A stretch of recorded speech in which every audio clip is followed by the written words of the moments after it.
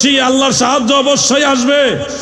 আল্লাহ অবশ্যই আমাদের সাহায্য করেন এবং করবেন, কিন্তু আপনাদের চেষ্টা চালিয়ে যেতে হবে। ঘরে বসে আল্লাহর ওলিদের পক্ষে কথা বললে হবে না, প্রয়োজনে ময়দানে নামতে হবে। কি হবে না বলেন?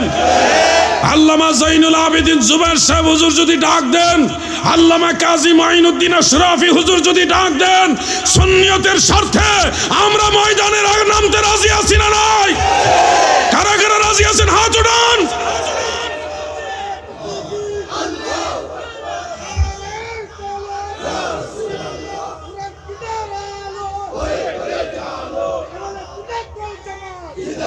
তাকবীর এই নমুনা হইলে চলবে না, তাকবীরের জজবা আরো বাড়াইতে হবে। আমি তাকবীর দেই, আপনারা আমার সাথে সবাই শেয়ার করেন। নারায়ে তাকবীর, আল্লাহু আকবার। এই ভাই তো আসতে দিচ্ছে।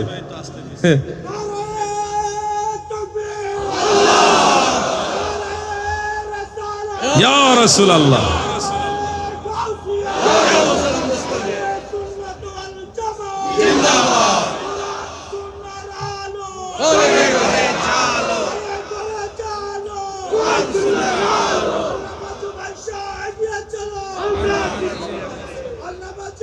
শোনা আমার নাম লাগবে না, ওই নাম ঠিক আছে, আমারটা বলার দরকার নাই।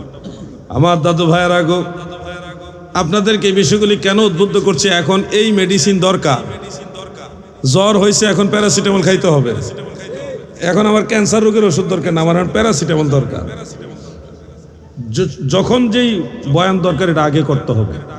আমি আমার আলোচনার ফাঁকে এই কথাগুলি নিয়ে আসলাম। এবার সময় তো কারোর জন্য অপেক্ষা করে না, আমি আরো দুই একটা মাসআলা বলবো, কারণ চট্টগ্রামে লামাযহাবি ঢুকে গেছে। লামাযহাবি নিয়ে দু একটা কথা বলতে চাই। অনেক সমস্যা যুবকদের মাঝে। আপনারা ভাবতে পারবেন না আপনার ছেলে কত ফিতনার মুখোমুখি হচ্ছে। এই যে চট্টগ্রাম বিশ্ববিদ্যালয়ে গিয়ে দেখেন কত পরিমাণ লামাযহাবি ছড়ায় গেছে। আপনার তো খবরই নাই আপনার ছেলে যে কার সাথে মিশতেছে। অবহেলা করা যাবে না। সুন্নি ভাইয়েরা, বাবারা, সবচেয়ে বড় ফিতনা এখন হলো আহলে হাদিস নামদারি লামাযহাবি ফিতনা। এরা কৌশলে সহিহ হাদিসের দোহাই দিয়ে মানুষকে বেঈমান বানায়। আপনারা দেখবেন সোশ্যাল মিডিয়াতে একজন বক্তা মসজিদের মধ্যে লা ইলাহা ইল্লাল্লাহ এতটুকু লেখা দেখে মানুষদেরকে বলতেছে এটা লেখাই ঠিক আছে, এর সাথে তাওহীদের সাথে কোনো শিরকের সুযোগ দেওয়া যাবে না। মানে তারা বুঝাতে চাচ্ছে লা ইলাহা ইল্লাল্লাহ এর সাথে যদি কেউ মুহাম্মদ রাসূলুল্লাহ লেখে এটা শিরিক হয়ে যাবে। নাউজুবিল্লাহ। 1990 সালের বক্তাও সেম বক্তব্য দিয়েছে। রকেট হুজুর সুন্দর কথা কইছে। তাহলে তারা নবীজির নাম কালেমার মধ্যে পছন্দ করে না। আপনারা কি চান নবীজির নাম কালেমা থেকে মুছে যাক? এটা চান? নবীজির কালেমা থাকবে কি থাকবে না? কোন জামানায় আসলাম যেই জামানায় আল্লাহর রাসূলের নাম মুছে দিতে চায়? আমরা তাওহীদি মুসলমান নই, তাওহীদি জনতা নই, আমরা মুসলিম জনতা। পরিষ্কার মনে রাখবেন, একজন মুসলমান তাওহীদ মানে রিসালাত মানে, তাওহীদ মানে রিসালাত মানে। লা ইলাহা ইল্লাল্লাহ হলো তাওহীদ, মুহাম্মদুর রাসূলুল্লাহ সাল্লাল্লাহু আলাইহি ওয়াসাল্লাম হলো রিসালাত। এই তাওহীদ এবং রিসালাত যারা মানে তারাই মুসলমান। কথা ঠিক আছে কিনা? যারা নিজেদেরকে তাওহীদি জনতা হিসেবে ফোকাস করেন, আপনারা তো কোনোদিন ভুলক্রমেও রেসালতি জনতা বলেন না, তাওহীদি জনতা বলেন। কোনোদিন তো একবারও বললেন না যে আমরা রেসালতি জনতা। কে রেসালত বাদ দিতে চাচ্ছেন কি জন্যে? লা ইলাহা ইল্লাল্লাহ আল্লাহ যে আছে, সৃষ্টিকর্তা একজন আছে, এটা ইহুদিরাও মানে, খ্রিস্টানরাও সৃষ্টিকর্তা মানে, অন্য সব ধর্মের মানুষ সৃষ্টিকর্তা আল্লাহকে মানে, আমরাও আল্লাহ মানি। তবে তাদের সাথে আমাদের বেশ কম হলো, তারা নবীজিকে মানে না, রিসালাত মানে না, আমরা আল্লাহর নবী মানি। ঠিক কিনা বলেন?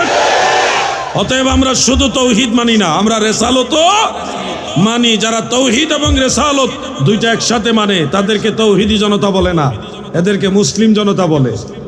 বলেন আমাদের পরিচয় কি? মুসলমান। বলেন আমাদের পরিচয় কি? মুসলমান। এক কথা আমরা মুসলিম জনতা। তাওহীদি জনতা নামে আলাদা কোনো দল ইসলামের মধ্যে নাই। মুসলিম জনতা আমরা সবাই মুসলমান, আমরা তৌহিদও মানি, রেসালতও মানি। শুধু রেসালত মানি না, শুধু তৌহিদ মানি না, তৌহিদ এবং রেসালত দুইটাই আমরা মানি। এই জন্য আমাদের পরিচয় মুসলমান। হুয়া সাম্মাকুমুল মুসলিমিন। আল্লাহর রসুল ইব্রাহিম আলাইহিস সালাম আমাদের নাম দিয়েছে মুসলমান। কি নাম দিয়েছে? কি মুসলমান। আমাদের দেশের যুবকরা যখন শুনে শাহজালাল রহমাতুল্লাহ আলাইহি সুরমা নদী জায়নামাজ দিয়ে পার হয়েছে, তখন তারা বলে এগুলি কিচ্ছা কাহিনী। এগুলি যারা মাজার পূজা করে, মাজার ব্যবসা করে, তাদের দলের লোকেরা বানায় বানায় বলে, এই ধরনের কথা বলে যুবকরা। শোনো, তোমরা ইসলাম সম্পর্কে জানো না। তোমরা খবর নিয়ে দেখো, ওই রাজশাহীতে একজন আল্লাহর ওলি রয়েছে, হজরতে শাহ মখদুম রূপুস রহমাতুল্লাহ আলাইহি। তিনি একটা মাছের উপরে আরোহণ করে সাগর পাড়ি দিয়ে এই বাংলা ভূমিতে এসে ইসলাম প্রচার করেছেন। তোমরা খবর নিয়ে দেখো, হজরতে শাহ মুস্তফা বাগদাদি রহমাতুল্লাহ আলাইহি, হজরত শাহজালাল রহমাতুল্লাহ আলাইহি সিলেট ওই অঞ্চলে শাহ মুস্তফা তিনি যখন ইসলামের দাওয়াত দেয়, ওনার বিরুদ্ধে দাঁড়ায় গেছে সমস্ত বিধর্মীরা, অস্ত্র শস্ত্র নিয়ে দাঁড়ায় গেছে। উনি একা, তখন উনি একা, হাজার হাজার মানুষ তিনার বিরুদ্ধে দাঁড়ায় গেছে। তখন শাহ মুস্তফা বাগদাদি আল হাসানি ওয়াল হুসাইনি রাহিমাহুল্লাহু তাআলা, পাশে জঙ্গল ছিল, বাঘের বিচরণ ছিল, এখনো জঙ্গল আছে, মৌলভীবাজার এলাকায় এখনো জঙ্গল আছে। ওই জঙ্গলের কিনারে গিয়ে বললেন, হে জঙ্গলার বাঘ, আল্লাহর দ্বীনের জন্য তুমি আমার কাছে আসো। বাঘ বের হয়ে আসলো, তিনি বাঘের উপরে লাফ মেরে উঠলেন, বললেন, হে জঙ্গলার সাপ, আল্লাহর হাবিবের দ্বীনের জন্য আমার আনুগত্য স্বীকার করো। বড় লম্বা সাপ এসে তিনার কাছে নত স্বীকার করলেন। তখন তিনি বাঘের উপরে সাওয়ার হয়ে বিশাল লম্বা সাপকে চাবুক বানিয়ে কাফের মুশরিকদের দিকে যখন এগিয়ে যাচ্ছে, কাফের মুশরিকরা যখন দেখলো মানুষ বাঘের উপরে সাওয়ার হয়েছে, বিষাক্ত সাপকে চাবুক বানিয়েছে, তারা ভীত সন্ত্রস্ত হয়ে ভয় পেয়ে এলোপাথারি দৌড়াইলো, বিনা যুদ্ধে আল্লাহর ওলি ঈমানের দাওয়াত পৌঁছাই দিল।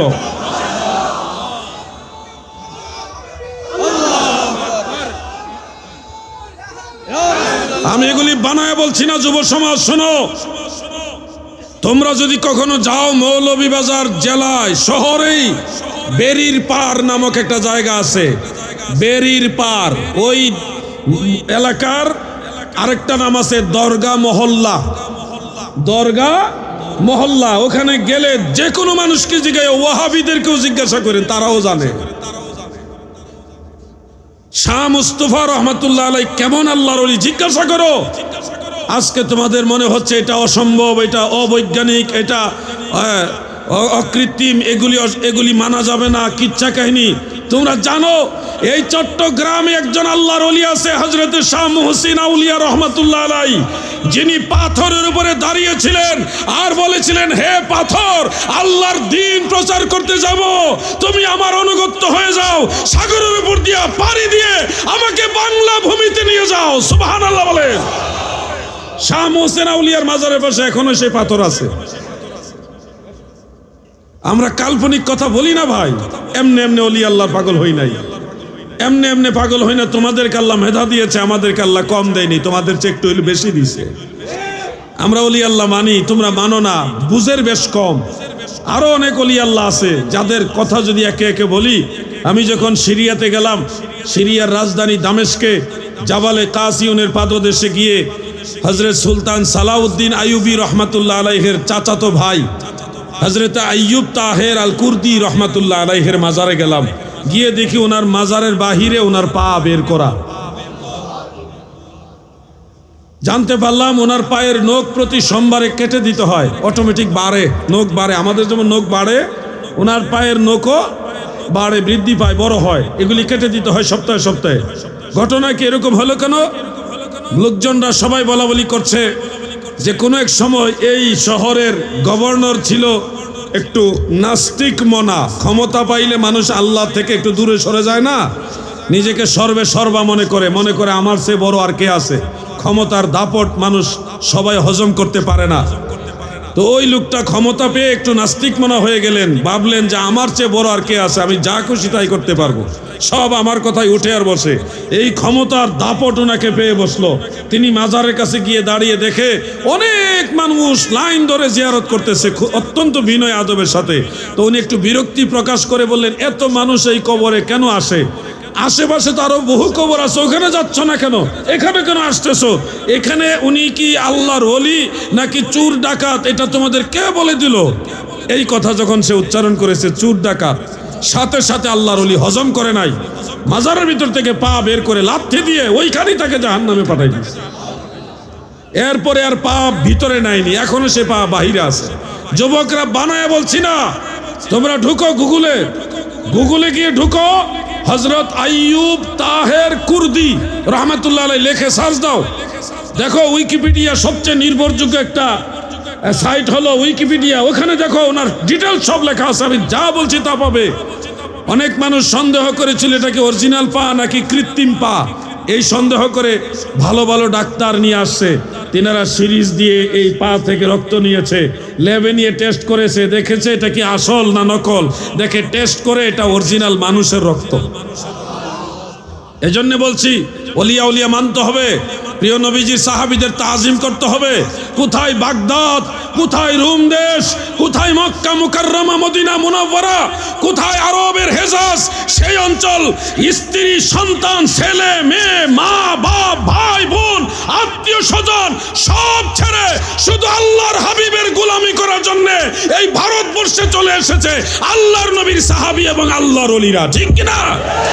তুমি তো মাহফিলে এসে বসতে পারো না, ঘর থেকে বের হয়ে দোকান ছেড়ে মাহফিল মাত্র আল্লাহর দ্বীনের গোলামি করার জন্য। আমার দাদু ভাইরা গো, দিলের কান লাগায় কথাগুলো শুনবেন। সত্যিকারের ইসলাম যদি খুঁজতে যান তাহলে ওলি আল্লাহদের কাছেই পাবেন, যেটা আল্লাহ তাআলা বারবার সুন্দর করে বুঝিয়ে দিয়েছেন। ইয়া আইয়ুহাল্লাযীনা আমানুত্তাকুল্লাহা ওয়া কুনু মা'আস সাদিকিন। ঈমানদার বান্দা বান্দিরা গো,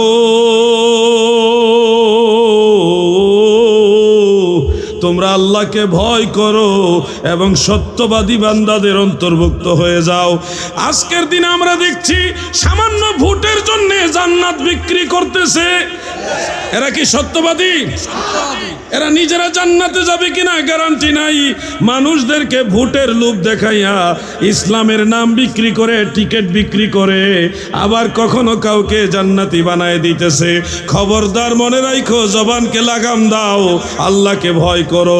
কোনো মানুষকে জান্নাতের টিকিট দেওয়ার ক্ষমতা আমাদের কারো নাই। জবানকে লাগাম দিতে হবে, যখন যা মুখে আসে তাই বলা যাবে না। ভুলক্রমে যদি কোনো শব্দ চয়ন হয়ে যায়, এটার জন্য আল্লাহর কাছে মাপ চাইতে হবে। আমি আপনাকে মাফ করতে পারবো না, মাফ করবে কে? আল্লাহ। তার কাছে মাপ চাও, বারবার ক্ষমা চাও, এতে তোমার ইজ্জত কমবে না। কিন্তু জবানকে লাগাম দিতে হবে, আল্লাহর ওলিদের সোহবতে যাইতে হবে। ওলি আল্লাহর বাংলাদেশ, শহীদ গাজীর বাংলাদেশ, শাহজালালের বাংলাদেশ, এই শাহপরানের। আপনাদের চট্টগ্রামে আরেকজন আল্লাহর ওলি আছে, হযরতে শাহ আমানত শাহ রহমাতুল্লাহ আলাইহি। আমানত শাহ রহমাতুল্লাহ নাম শুনেননি আপনারা নাকি? তিনার সম্পর্কে আপনারা জানেন না? ওই যে জমির দলিল আনার জন্য মুহূর্তের মধ্যে সন্দ্বীপে পাঠায় দিল। এই ঘটনাগুলি আমি তো আপনাদের মায়ের কাছে মামার বাড়ির ওয়াজ করে তো লাভ নাই। আপনারা তো এগুলো জানেন। এগুলি কি আমরা কি বানায় বলি? এগুলো সত্য না মিথ্যা? এই জন্য বলছি, ওলি আল্লাহর সোহবত থেকে দূরে যাওয়া যাবে না। কথায় কথায় যারা লাঠি ছুটা নিয়ে বের হয়ে ভাঙচুর করে, এরা প্রকৃত ইসলামের লোক না, এরা ইয়াজিদের দালাল।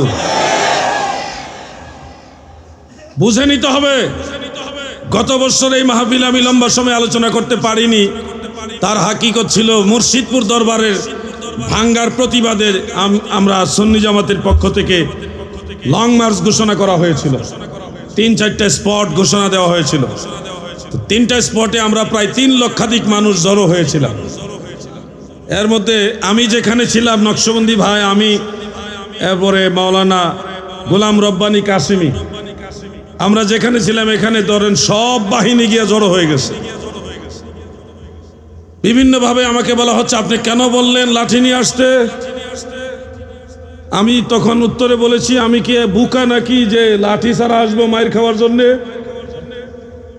আমাকে মারতে আসলে আমি অন্তত ওকে 10টার জায়গায় একটা ফেরত দিতে তো হবে, জান বাঁচানো ফরজ। হ্যাঁ, যে উস্কানিমূলক হইল, লাঠি আনতে কেন বললেন উস্কানিমূলক হইল। আমার দরবার ভেঙে ফেললো, আমার বাড়িঘর সব ভেঙে ফেললো, লাঠি সুটা নিয়ে অস্ত্র শস্ত্র নিয়ে এসে তখন আপনি উস্কানি দেখলেন না। এখন আমি আমার নিজের বাড়ি উদ্ধারের জন্য রওনা দিয়েছি, এখন উস্কানি দেখছি আপনারা কি জঙ্গিদেরকে সায় দিতেছেন কিনা। তখন নরম হয়ে গেছে। কাদেরকে কথাগুলি বলেছি বুঝে নেন। সেখানে দাঁড়িয়েছি, আলহামদুলিল্লাহ বাংলাদেশ সেনাবাহিনী আমাদের সহযোগিতা করেছে। 2 ঘন্টার ভিতরে পুরা দরবার আমাদের কন্ট্রোলে দিয়ে দিয়েছে। আমাদের জিজ্ঞাসা করেছে আপনারা কি চান। আমরা উত্তরে বলেছি আমরা কোনো সংঘাত মারামারি চাই না, আমরা আমাদের দরবার আমাদের কন্ট্রোলে চাই, আর যারা এটা দোষী তাদেরকে আইনের আওতায় নিতে হবে। তারা বলল আমরা রাজি। আমরা বললাম তাহলে আমরাও রাজি, দরবার বুঝাই দেন। 2 ঘন্টার ভিতরে পুরা দরবার আমাদের বুঝাই দিছে। হাজার হাজার লোক নিয়ে আমরা দরবারে ঢুকে গেছি। সুন্নিরা এক হয়ে গেলে আপনারা যদি সবাই একসাথে দাঁড়ায় যান, এমন কোন ক্ষমতা নাই আপনাদের পিছু হটাবে। কিন্তু আপনারা ঐক্যবদ্ধ থাকতে হবে। একতার বলে হও বলিয়ান, উড়িবে আকাশে তব বিজয় নিশান। যদি বিচ্ছিন্ন হয়ে যান তাহলে বাতিলরা সুযোগ পেয়ে যাবে। আর যদি ভাইয়ে ভাইয়ে হাত মিলিয়ে রাখেন, হাতে হাত মিলিয়ে রাখেন, তখন আর কোনো অপশক্তি আপনাদের পর্যদস্ত করতে পারবে। আমি আশা করি আপনারা ঐক্যের পক্ষে। ঐক্যের পক্ষে কিনা? বাবুল ভাই কই আছেন আপনি? আচ্ছা, আপনারা যারা আছেন আপনারা তো ঐক্যের পক্ষে নাকি? আপনারা কি ট্রাফিকের চাকরি করেন সবাই? আসেন না, ঐক্যের পক্ষে কষ্ট করে কুয়াশার মধ্যে দাঁড়ায় রয়েছেন, ভিতরে আসেন। আচ্ছা, তো যায়েন না, দাঁড়াই থাকেন। বললাম যদি মনে চায়, মোহব্বত লাগে, তাহলে ভিতরে আসেন, খুশি হব, আপনাদের জন্য দোয়া করব। আর যদি বলেন না হুজুর জুতা চুরির সম্ভাবনা আছে, তাহলে জুতা সহ নিয়ে আসেন ভিতরে, জুতাটা নিচে রাখা এটার মধ্যে বসে যান। ভিতরে বসলে ভালো লাগবে। কত মানুষ, অর্ধেক প্যান্ডেলে মানুষ বাইরে বাইরে দাঁড়ায় রয়েছে।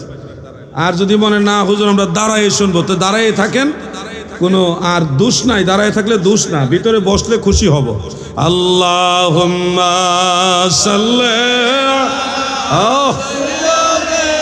মাশাআল্লাহ।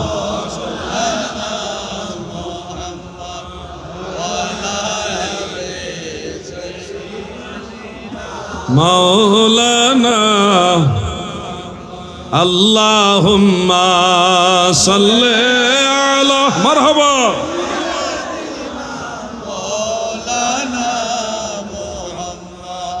ওয়া আলা আলি সাইয়্যিদিনা। তোমাকে পাইল যারা অনবিধন্য, তাদের জীবনে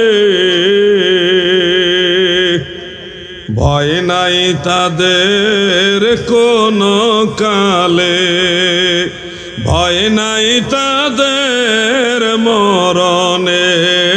আল্লাহুম্মা সাল্লি মারহাবা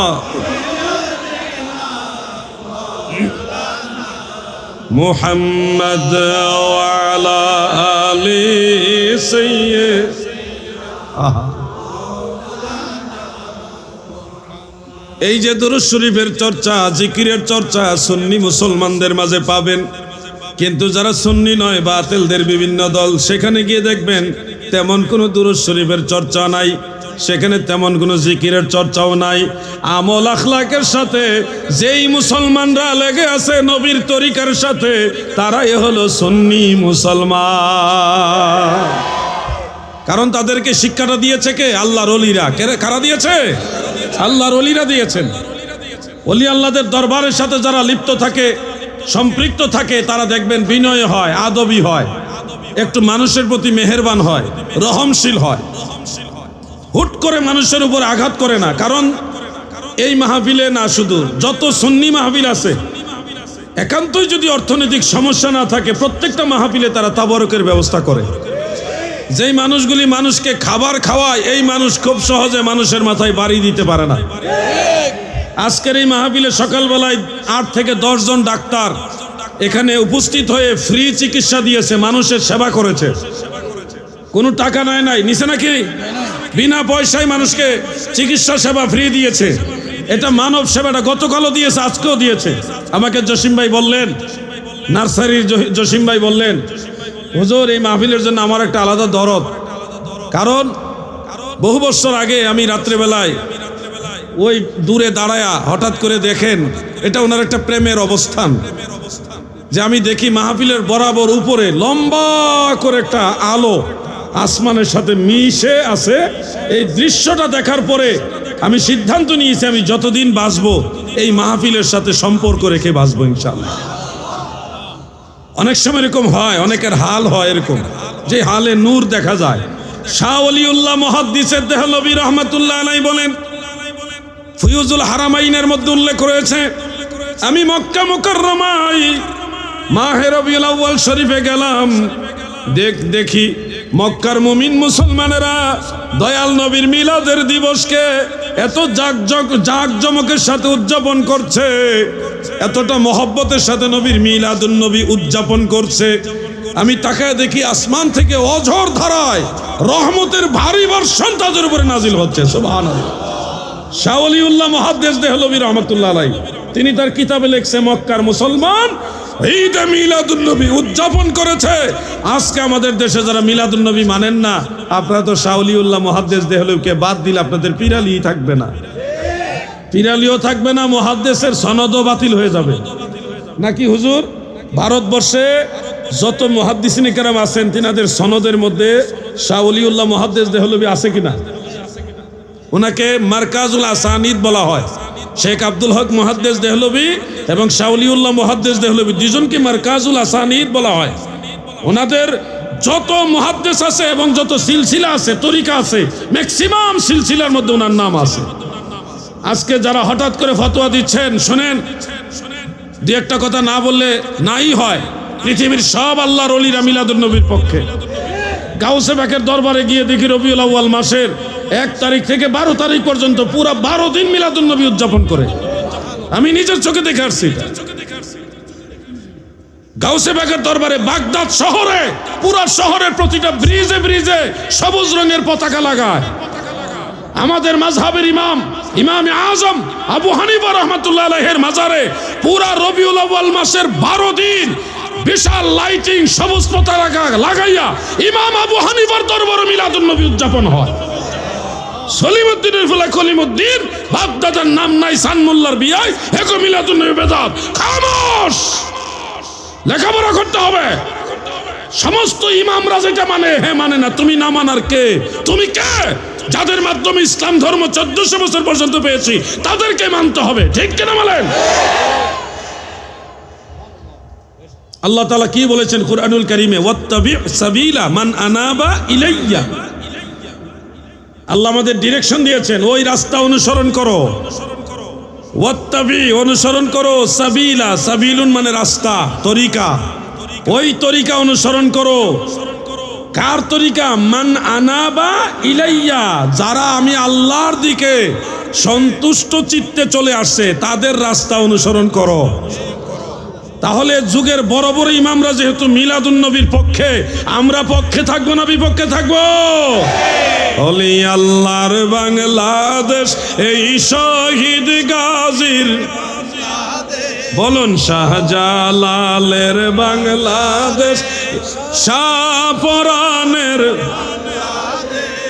রহম করুন আল্লাহ, রহম করুন আল্লাহ। আপনার পথে শহীদ যারা, আপনার পথে শহীদ যারা, আমরা তাদের আদমের বংশধর রহম করুন আল্লাহ রহম বলুন ওলি আল্লাহর বাংলাদেশ এই শহীদ গাজীর আমানত শাহের বাংলাদেশ খাজা খান জাহানের বাংলাদেশ রহম করুন আল্লাহ রহম। আমার যুবক ভাইয়েরা গো, প্রকৃত ইসলাম কোন দিকে সেটা আপনাকে বুঝতে হবে। প্রকৃত ইসলামের যে আদর্শ, এটা আল্লাহর ওলিদের দলে। ওলি আল্লাহর আপনার কাছে ক্ষমতা চায় না, কোনোদিন বলবে না কোনো আল্লাহর ওলি যে আমাকে তোমরা ভোট দিলে তোমরা জান্নাতের টিকিট পাইবা, এটা কোনোদিন বলবে না। ওলি আল্লাহরা ক্ষমতা লোভী হয় না, হয় নাকি ভাই? যুগের চাহিদায় এই বর্তমান প্রেক্ষাপটে একটা অবস্থান দাঁড়াইছে যে এখন যদি তাসাউফপন্থীরা দায়িত্ব না নেয় তাহলে পরবর্তীতে ইলমে তাসাউফের কথা বলাই যাবে না, এমন অবস্থা তৈরি হচ্ছে এখন। আমরা বারবার প্রতিবাদ জানাচ্ছি, ভদ্রতা দিয়ে এই যুগে চলেই না, এমন অবস্থা চলে যাচ্ছে। ভদ্রতার নমনীয়তা দিয়ে এই জমানায় চলা যায় না। আপনাদেরকে ওইভাবে ঐক্যবদ্ধভাবে বাতিলদের প্রতিরোধ করতে হবে, ঐক্যবদ্ধভাবে, কোনো ছাড় দেওয়া যাবে না। আহলুস সুন্নাহ ওয়াল জামাতের যারা দায়িত্বশীল নেতৃবৃন্দ তিনাদেরকে ফলো করবেন, তিনারা কি দিক নির্দেশনা দেয় সেটা ফলো করবেন, এবং কোনো ধরনের দলাদলি ছাড়া সবাই এক কাতারে দাঁড়ায় যাবে। বললেন না যে আমার পীর সাহেব কইছে না তাই যাব না, না, সব পীর এখন এক। এখন যেই পীর কইবা আমি এক না, এটা ভেজাল পীর। ঠিক আছে না ভাই? আমরা সব পীর মাশায়েখরা এখন এক, ঠিক কিনা বলেন? আরো জবান খুলে বলেন ঠিক কিনা? এখন আর দুই বলার কোনো চান্স নাই। আপনারা খুশি হবেন আগামী নির্বাচনে আহলুস সুন্নাহ ওয়াল জামাত, সুন্নি জামাত ময়দানে নামতেছে। কারণ এখন দায়িত্ব না নিলে অবস্থা খারাপ। 1990 সাল যা শুরু করছে, 90 সাল যা শুরু করছে, 90 সাল মানে সাল না, যারা বুঝার বুঝে নেন, এরা যা শুরু করেছে, এখন আপনারা দায়িত্ব না নিলে অবস্থা বেগতিক হয়ে যাবে। দেশে কোনো মাজার রাখবে না, তারা সব মাজার ভেঙে ফেলবে। আচ্ছা, আপনারা যারা আছেন আল্লাহর ওলিদের কি সামান্য কৃতজ্ঞতা তাদের প্রতি আপনাদের আছে না নাই? আল্লাহর ওলিদের দরবারে যদি অ্যাটাক হয়, মাইজ ভান্ডারে যদি অ্যাটাক হয়, ঘরে বসে থাকবেন? আমরা সুন্নিরা কোনোদিন কোথাও গিয়ে আক্রমণ করি না, কিন্তু আমরা বারবার আক্রমণ শিকার হই। এজন্য আপনাদেরকে বলছি, অনেক সুন্নি বক্তারা কি ওয়াজ করে জানেন? আমরা মারামারিতে বিশ্বাসী না। একতরফা এরকম বলবেন না, আমরা কখনো মারামারি চাই না, ঠিক আছে, বিশ্বাসী না বলেন না। জান বাঁচাইতে হইলে আত্মরক্ষা আপনাকে করতে হবে না, ওইটা শিখাইতে হবে আপনাকে। বাতিলরা তাকবীর দেয় কি না, লিল্লাহে তাকবীর না, তারা তাকবীর দেয় হলো আল জিহাদ, আল জিহাদ সাবিলুনা, সাবিলুনা আল জিহাদ। জিহাদের নামে তারা জঙ্গিবাদ শিক্ষা দিতেছে। অরিজিনাল জিহাদ শিক্ষা দেয় না। অরিজিনাল জিহাদ তো হলো সুন্নিরা করতেছে। আত্মশুদ্ধি হলো বড় জিহাদ। আপনাদেরকে আত্মরক্ষার চিন্তা করতে হবে এখন। আমি এগুলি কোনো রাজনৈতিক ইস্যু নিয়ে বলছি না। আমাদের দরবার ওলি আল্লাহদের, খানকা, পীর, ফকির, আউলিয়াদের পক্ষে যারা আছেন, আপনারা এই আশা করে রাখেন না যে আল্লাহটা আল্লাহ দেখবে। এটা বনি ইসরায়েলের খাসিয়ত। বনি ইসরায়েলের লোকেরা, আল্লাহ তাআলা বলছে, হে মূসা, তোমার উম্মতদেরকে বলো বাইতুল মুকাদ্দাস এটা বিজয় করার জন্য সেখানে একটা যুদ্ধ করে তোমরা এটা আওতায় নাও, আমি আল্লাহ তোমাদের সাহায্য করব। মূসা আলাইহিস সালাম বনি ইসরায়েলদেরকে জমায় বলতেছে, আল্লাহ তাআলা আদেশ দিছে আমরা যেন জিহাদ করি, জিহাদ করে মসজিদুল আকসা, ফিলিস্তিনের মসজিদুল আকসা যেন আমাদের কন্ট্রোলে নিয়ে আসে। বনি ইসরায়েল জাতিরা খুব তীক্ষ্ণ জ্ঞানী, তারা বলল, হুজুর, হে আল্লাহর নবী, আমরা যুদ্ধে যাব, কিন্তু এর আগে আমরা একটু গোয়েন্দা পাঠাই, গুপ্তচর পাঠাই, দেখি তাদের কি হাল হকিকত। সর্বসম্মতিক্রমে গুপ্তচর পাঠালেন। পাঠাইয়া দেখে ওই দেশে আমালিকা নামক একটা জাতি আছে। ওই জাতি, ওই মানুষগুলি এত বড় সাইজের, যাদের হাঁটুর কাছে পড়ে থাকে বনি ইসরায়েলরা।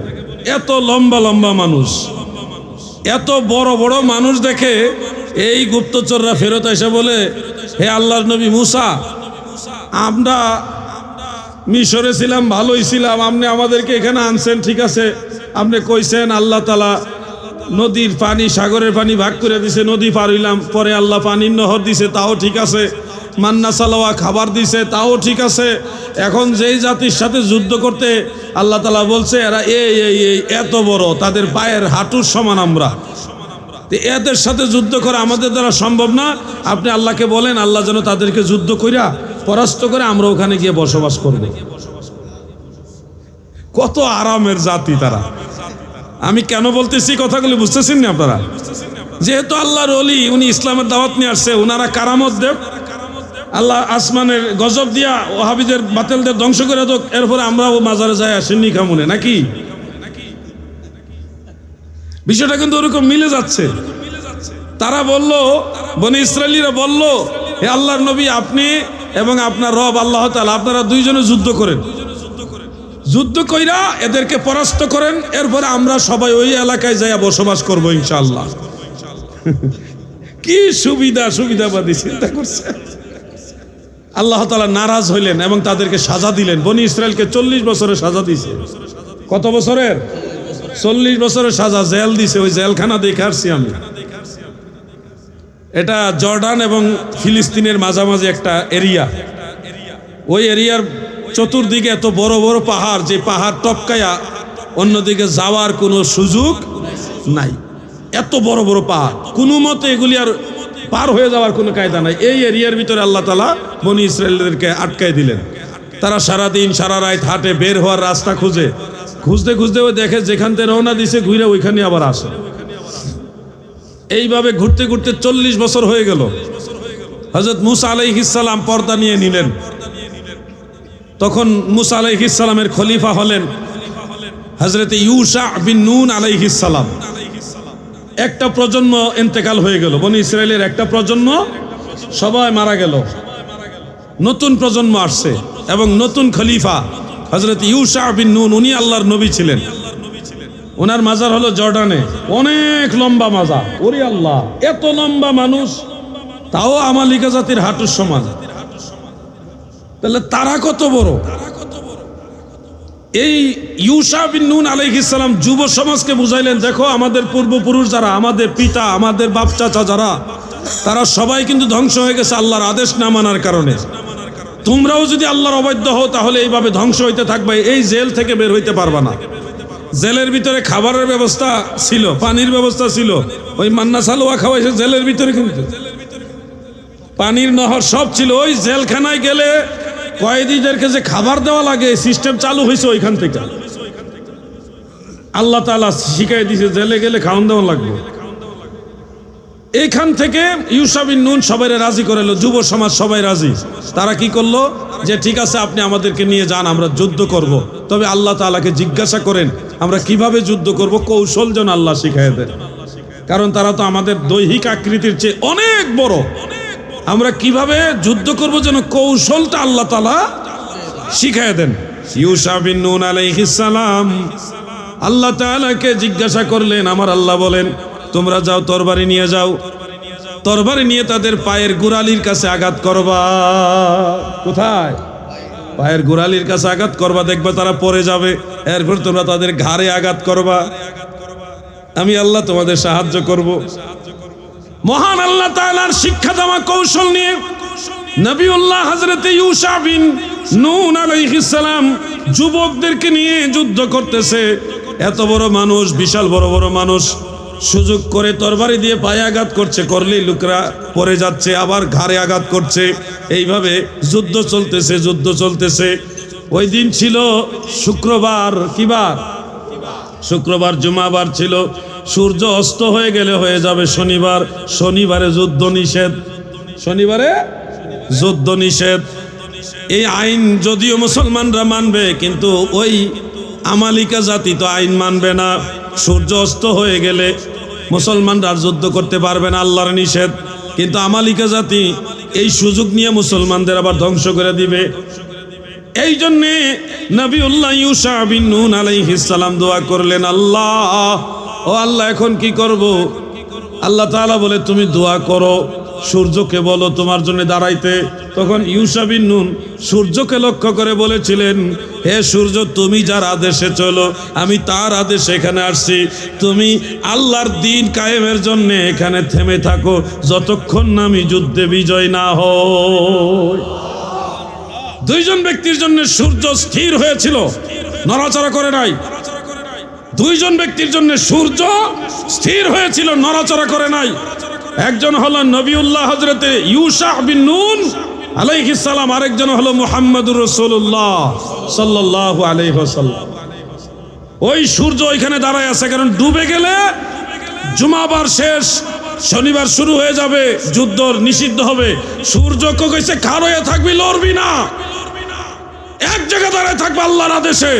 দাঁড়ায় রয়েছে, যুদ্ধ করতে করতে যুদ্ধ শেষ। ইউশা বিন নুন সূর্যকে বলছে, হে আল্লাহর সৃষ্টি সূর্য, তুমি এবার অস্তমিত হও, আমাদের কাজ কমপ্লিট হয়েছে। এরপরে সূর্য অস্ত গিয়েছে। সুবহানাল্লাহ। আপনাদেরকে বলছি, আল্লাহর সাহায্য অবশ্যই আসবে। আল্লাহ অবশ্যই আমাদের সাহায্য করেন এবং করবেন, কিন্তু আপনাদের চেষ্টা চালিয়ে যেতে হবে। ঘরে বসে আল্লাহর ওলিদের পক্ষে কথা বললে হবে না, প্রয়োজনে ময়দানে নামতে হবে। কি হবে না বলেন? আল্লামা জৈনুল আবেদিন জুবায়ের সাহেব হুজুর যদি ডাক দেন, আল্লামা কাজী মাইনুদ্দিন আশরাফি হুজুর যদি ডাক দেন, সুন্নিয়তের স্বার্থে আমরা ময়দানে নামতে রাজি আছি না নাই? কারা কারা রাজি আছেন হাত উঠান।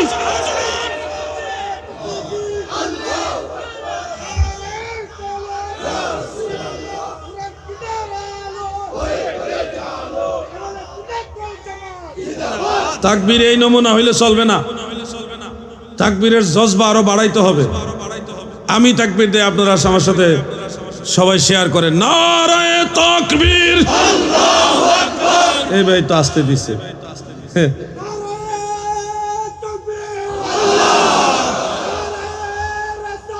ইয়া রাসূলুল্লাহ।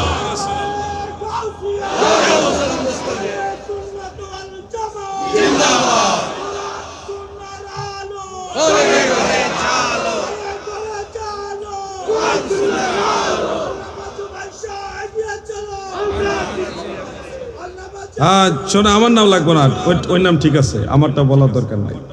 আমার দাদু ভাইয়েরা গো, আপনাদেরকে এই বিষয়গুলি কেন উদ্বুদ্ধ করছে? এখন এই মেডিসিন দরকার। জ্বর হয়েছে, এখন প্যারাসিটামল খাইতে হবে। এখন আমার ক্যান্সার রোগের ওষুধ দরকার না, আমার এখন প্যারাসিটামল দরকার। যখন যেই বয়ান দরকার, এটা আগে করতে হবে। আমি আমার আলোচনার ফাঁকে এই কথাগুলি নিয়ে আসলাম। এবার সময় তো কারোর জন্য অপেক্ষা করে না, আমি আরো দুই একটা মাসআলা বলবো, কারণ চট্টগ্রামে লামাযহাবি ঢুকে গেছে। লামাযহাবি নিয়ে দু একটা কথা বলতে চাই। অনেক সমস্যায় যুবকদের মাঝে। আপনারা ভাবতে পারবেন না আপনার ছেলে কত ফিতনার মুখোমুখি হচ্ছে। এই যে চট্টগ্রাম বিশ্ববিদ্যালয়ে গিয়ে দেখেন কত পরিমাণ লামাযহাবি ছড়ায় গেছে। আপনার তো খবরই নাই আপনার ছেলে যে কার সাথে মিশতেছে। অবহেলা করা যাবে না। সুন্নি ভাইয়েরা, বাবারা, সবচেয়ে বড় ফিতনা এখন হলো আহলে হাদিস নামদারি লামাযহাবি ফিতনা। এরা কৌশলে সহিহ হাদিসের দোহাই দিয়ে মানুষকে বেঈমান বানায়। আপনারা দেখবেন সোশ্যাল মিডিয়াতে একজন বক্তা মসজিদের মধ্যে লা ইলাহা ইল্লাল্লাহ এতটুকু লেখা দেখে মানুষদেরকে বলতেছে, এটা লেখাই ঠিক আছে, এর সাথে তাওহীদের সাথে কোনো শিরকের সুযোগ দেওয়া যাবে না। মানে তারা বুঝাতে চাচ্ছে লা ইলাহা ইল্লাল্লাহ এর সাথে যদি কেউ মুহাম্মদ রাসূলুল্লাহ লেখে, এটা শিরিক হয়ে যাবে। নাউজুবিল্লাহ। 1990 সালের বক্তাও সেম বক্তব্য দিয়েছে। রকেট হুজুর সুন্দর কথা কইছে। তাহলে তারা নবীজির নাম কালেমার মধ্যে পছন্দ করে না। আপনারা কি চান নবীজির নাম কালেমা থেকে মুছে যাক? এটা চান? নবীজির কালেমা থাকবে কি থাকবে না? কোন জামানায় আসলাম যেই জামানায় আল্লাহর রাসূলের নাম মুছে দিতে চায়? আমরা তাওহীদি মুসলমান নই, তাওহীদি জনতা নই, আমরা মুসলিম জনতা। পরিষ্কার মনে রাখবেন, একজন মুসলমান তাওহীদ মানে রিসালাত মানে, তাওহীদ মানে রিসালাত মানে। লা ইলাহা ইল্লাল্লাহ হলো তাওহীদ, মুহাম্মদুর রাসূলুল্লাহ সাল্লাল্লাহু আলাইহি ওয়াসাল্লাম হলো রিসালাত। এই তাওহীদ এবং রিসালাত যারা মানে তারাই মুসলমান। কথা ঠিক আছে কিনা? যারা নিজেদেরকে তাওহীদি জনতা হিসেবে ফোকাস করেন, আপনারা তো কোনোদিন ভুলক্রমেও রেসালতি জনতা বলেন না, তাওহীদি জনতা বলেন। কোনোদিন তো একবারও বললেন না যে আমরা রেসালতি জনতা। কে রেসালত বাদ দিতে চাচ্ছেন কি জন্যে? লা ইলাহা ইল্লাল্লাহ, আল্লাহ যে আছে, সৃষ্টিকর্তা একজন আছে, এটা ইহুদিরাও মানে, খ্রিস্টানরাও সৃষ্টিকর্তা মানে, অন্য সব ধর্মের মানুষ সৃষ্টিকর্তা আল্লাহকে মানে, আমরাও আল্লাহ মানি। তবে তাদের সাথে আমাদের বেশ কম হলো, তারা নবীজিকে মানে না, রেসালত মানে না, আমরা আল্লাহর নবী মানি। ঠিক কিনা বলেন? অতএব আমরা শুধু তাওহীদ মানি না, আমরা রেসালতও মানি। যারা তাওহীদ এবং রেসালত দুইটা একসাথে মানে তাদেরকে তাওহীদি জনতা বলে না, এদেরকে মুসলিম জনতা বলে। বলেন আমাদের পরিচয় কি? মুসলমান। বলেন আমাদের পরিচয় কি? মুসলমান। এক কথা, আমরা মুসলিম জনতা। তাওহীদি জনতা নামে আলাদা কোনো দল ইসলামের মধ্যে নাই। মুসলিম জনতা, আমরা সবাই মুসলমান। আমরা তাওহীদও মানি, রেসালতও মানি। শুধু রেসালত মানি না, শুধু তাওহীদ মানি না, তাওহীদ এবং রেসালত দুইটাই আমরা মানি। এই জন্য আমাদের পরিচয় মুসলমান। হুয়া সাম্মাকুমুল মুসলিমিন। আল্লাহর রসুল ইব্রাহিম আলাইহিস সালাম আমাদের নাম দিয়েছে মুসলমান। কি নাম দিয়েছে? কি? মুসলমান। ও যুবক ভাইরা, কলেজ ইউনিভার্সিটিতে গেলে দেখবেন একটা মাসালা বলা হয়, ইব্রাহিম আলাইহিস সালামের বাবা জাহান্নামী, তিনি কাফের ছিলেন, মুশরিক ছিলেন। বলা হয় কিনা? আজকে শুনে রাখেন, আল্লাহর খলিল হযরত ইব্রাহিম আলাইহিস সালামের বাবা কাফের মুশরিক ছিলেন না, তিনি ঈমানদার ছিলেন, জান্নাতি বান্দা। যখন ইব্রাহিম তার বাবা আজরকে বললেন, এখানে লি আবিহি শব্দ দিয়ে আজরকে বাবা বুঝাইছে, তারপরেও কেন আজর ইব্রাহিম নবীর বাবা হবে না? কোরআন শরীফে তো বাবা বলা হয়েছে। শোনো হে ভাই আমার, আরবের ভাষায় আবুন শব্দটা বাবাকেও বোঝায়, চাচাকেও বোঝায়, দাদাকেও বোঝায়। যে হুজুর এটার প্রমাণ কি? এটার প্রমাণ হলো কোরআন। সেখানে দেখো আল্লাহর নবী হযরতে ইয়াকুব আলাইহিস সালাম যখন ইন্তেকাল হবেন, পর্দা নিবেন, তখন তিনি সন্তানদেরকে জড়ো করে জিজ্ঞাসা করেছিলেন। কোরআন শরীফ উল্লেখ, তোমরা আমার পরে কার ইবাদত করবা? সন্তানেরা বলেছেন, ক্বালু না'বুদু ইলাহাকা ওয়া ইলাহা আবাইকা ওয়া ইলাহা আবাইকা ইব্রাহিমা ওয়া ইসমাঈলা ওয়া ইসহাকা। না'বুদু, আমরা ইবাদত করব, ইলাহাকা, আপনার ইলাহির, আমরা ইবাদত করব আপনার বাবাদের ইলাহির। বাবা কারা? ইব্রাহিম, ইসমাঈল, ইসহাক। আবাইকা, আপনার বাবা যারা, তাদের ইলাহির ইবাদত করব। ইব্রাহিম, হযরত ইসমাঈল, হযরত ইসহাক, তিনাদের ইলাহির ইবাদত করব। এখানে আল্লাহ তাআলা ইব্রাহিম নবী, ইসহাক নবী, ইসমাঈল নবী, তিনজন নবীকে আবুন শব্দ দ্বারা পরিচয় করাইছে। খেয়াল করবেন, হযরত ইয়াকুব আলাইহিস সালামের বাবার নাম হলো ইসহাক আলাইহিস সালাম। ইয়াকুব আলাইহিস সালামের চাচা, বড় চাচা, বাবার বড় ভাই, জ্যাঠা আর কি, চাচার নাম হলো হযরত ইসমাঈল আলাইহিস সালাম। হযরত ইয়াকুব আলাইহিস সালামের দাদার নাম হলো হযরত ইব্রাহিম আলাইহিস সালাম। তাহলে জন্মদাতা বাবা, চাচা, দাদা, তিনজনকে আল্লাহ তাআলা আবুন শব্দ দ্বারা পরিচয় করালেন। ওয়া ইলাহা আবাইকা ইব্রাহিমা ওয়া ইসমাঈলা ওয়া ইসহাকা। কোরআন থেকে আমি আপনাদের প্রমাণ করে দিলাম যে আবুন শব্দ দ্বারা বাবাও বোঝায়, চাচাও বোঝায়, দাদাও বোঝায়। কথা ক্লিয়ার হয়েছে?